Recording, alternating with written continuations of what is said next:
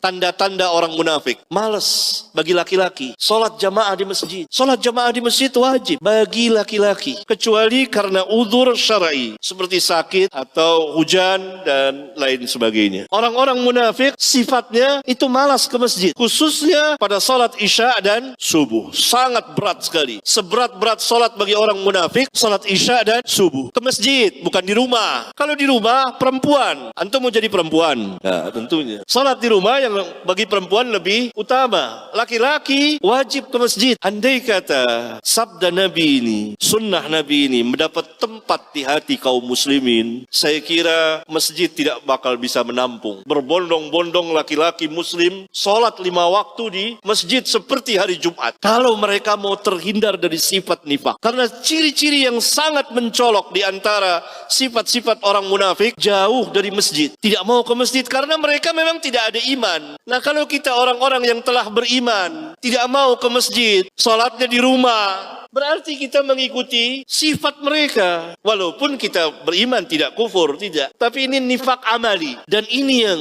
penyakit ini yang banyak, ya ini terjangkit kaum muslimin penyakit ini. Mereka sholat di rumah-rumah. Laki-laki sholat di rumah. Malu. Malu nggak? Malu nggak? Malu. Al-haya'u minal iman. Malu itu sebagian dari iman. Masa kita laki-laki sholat di rumah sama perempuan-perempuan? Malu. Laki-laki itu disifatkan dengan gagah, dengan berani melangkahkan kakinya ke masjid, sholat berjamaah di masjid. Kalau sunnah ini satu saja mendapat tempat di hati kaum muslimin, Allah akan muliakan mereka, tinggilah mereka, rendahlah orang-orang kafirin. Sekarang masjid subuh berapa saf?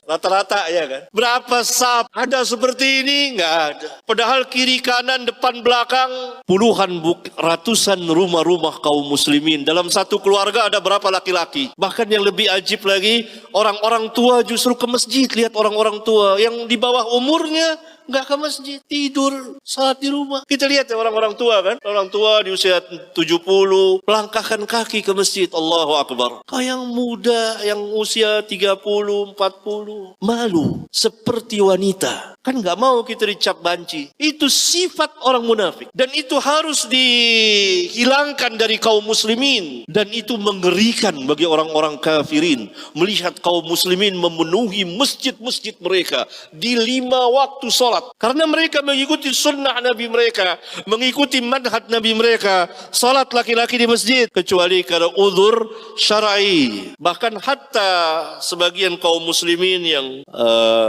sakit masing berusaha walaupun mereka dapat uzur, masing berusaha ke masjid untuk salat di masjid, cinta kepada masjid, cinta kepada masjid. Allahu Akbar. Ini sunnah yang azimah, syiar Islam yang besar.